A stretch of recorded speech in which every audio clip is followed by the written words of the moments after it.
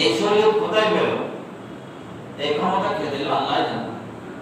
আইয়ামে জাহিলিয়াতের যুগে একটা মানুষ মারা যাওয়ার পরে একজন মুসলমান করে আদার লা ইলাহা মান আখিরু কালাম লা ইলাহা ইল্লাল্লাহ দাখালাল জান্নাহ। হাদিস আছে, মান আখিরু কালাম লা ইলাহা ইল্লাল্লাহ দাখালাল জান্নাহ। কোন মুসলমান যদি মরার আগেও নিঃশ্বাস শেষ হওয়ার পূর্বেও যদি বলে লা ইলাহা ইল্লাল্লাহ মুহাম্মাদুর রাসূলুল্লাহ সাল্লাল্লাহু আলাইহি ওয়াসাল্লাম, আদে দাখালাল জান্নাহ, আল্লাহ মানুষের জান্নাত দিব। সুবহানাল্লাহ।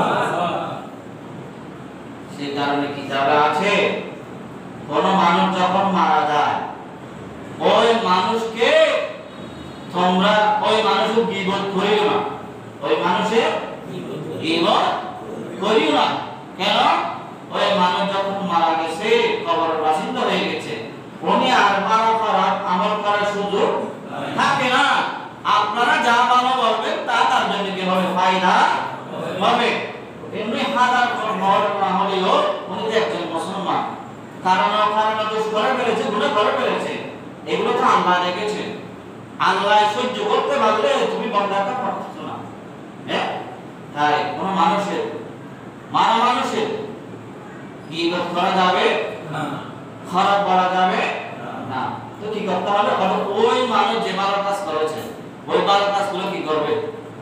আলোচনা করবে। মানুষ এটা খারাপ বলে আলোচনা করি না, খারাপ বলে আলোচনা করি। এরকম যে যত খারাপ খবর থেকে তুলে যে ঘুরে ফেলা, এটা তো কোনো শরীয়তে সমর্থন করে না।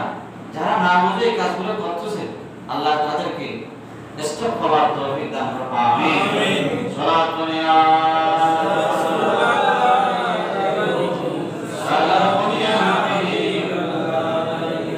আমার নবী তো দুনিয়াতে এসেছিলেন এক গোমরাহি গুলো কি করতে?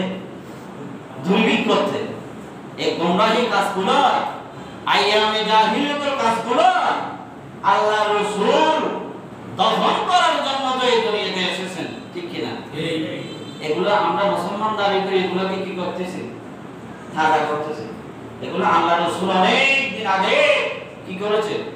দাফন করে দিয়েছে। সেটা এক শায়ের বলে যে নবী শান্ত, শানের উপর শান্ত চলে।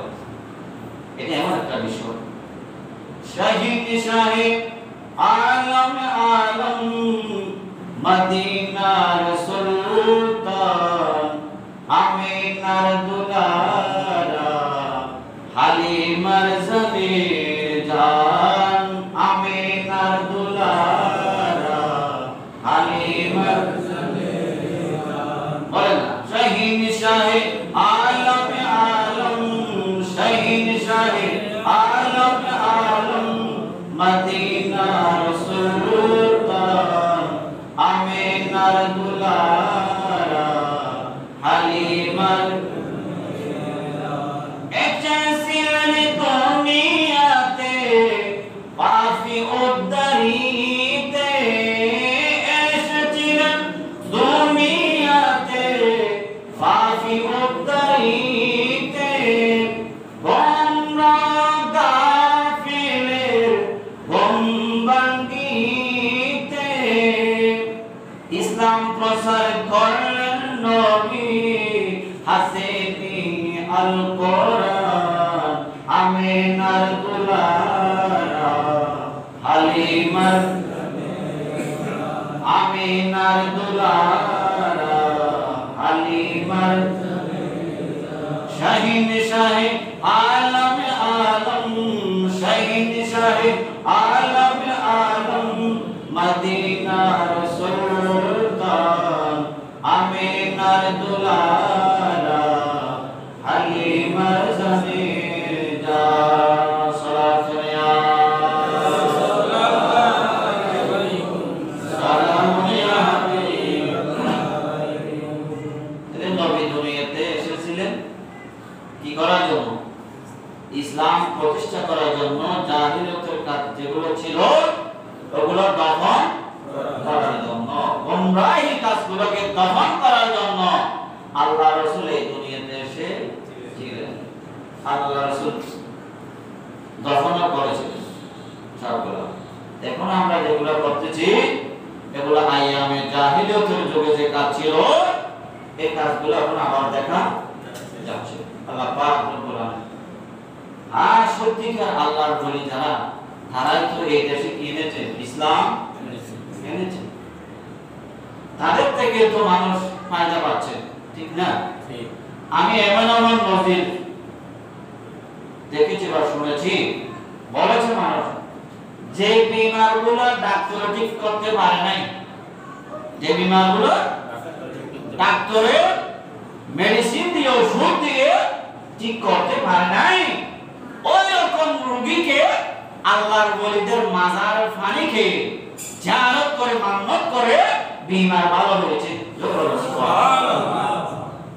আপনাদের এই আসফ আলী শাহ রহমতুল্লাহ ওনারও এরকম অসংখ্য কি আছে, নজির আছে। অনেক মানুষ আছে শুধু হুজুরের মাজারের যে একটা কলসি আছে, আমি দেখি তো একটা যে কলসি আছে, ও কলসির পানি বোতলে করে বাড়িতে নিয়ে যায়। কোথায় নিয়ে যায়? ওগুলো যদি ফায়দা না হয় এমনি নিচ্ছে, আপনার থেকে তো নিচ্ছে না, আপনার কাছে তো যাচ্ছে না, হুজুরের কাছে কেন আসছে? তাহলে হুজুর হচ্ছে আল্লাহর আউলিয়া کرام এই দেশের মধ্যে ইসলাম প্রচার করেছেন, ইসলাম প্রতিষ্ঠা করেছেন। ওই আল্লাহর আউলিয়া کرام এমনি করে নাই, তারা নবীকে মেনেছেন, ঈদ মিলাদ নবী মেনেছেন, নবীকে হাজির নাজির গায়েব মেনেছেন, নবীকে নূর মানা নূর মেনেছে, ইসলাম ধর্মকে মানার মতো মেনেছে বিধায় তারা আজকে আল্লাহর মকবুল বান্দা হয়েছে, ঠিক কি না? ঠিক। তারা আল্লাহর মকবুল বান্দা হয়েছে। আল্লাহ পাক রব্বুল আলামিন আমাদেরকে আউলিয়া কেরামের মহব্বত অন্তরে ধারণ করে নবীর সুন্নাহ মোতাবেক দুনিয়া থেকে যাওয়ার তৌফিক দান করুন, আমিন বলেন।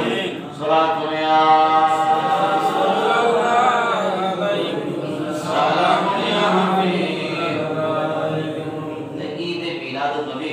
সাল্লাল্লাহু তাআলা আলাইহি ওয়াসাল্লাম।